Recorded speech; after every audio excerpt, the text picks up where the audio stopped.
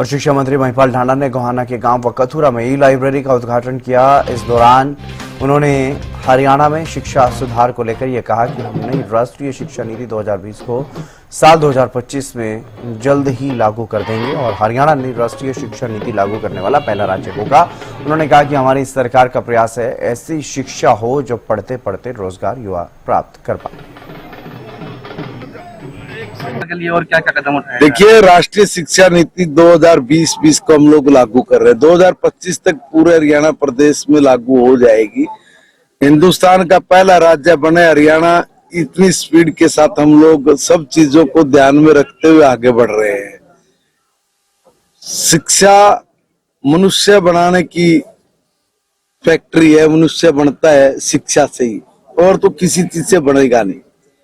इसलिए उस शिक्षा में ऐसी हो कि वो रोजगार परक हो। आज हमारे बच्चों के पास डिग्री की संख्या तो बढ़ती जा रही है, मगर रोजगार नहीं है। यानी थ्योरेटिकल ज्यादा है, प्रैक्टिकल नाम मात्र का। इसलिए हमने उसको प्रैक्टिकली करने का काम किया है। और प्रैक्टिकली अगर जब तक नहीं होंगे तब तक रोजगार उन्मुख नहीं होगा।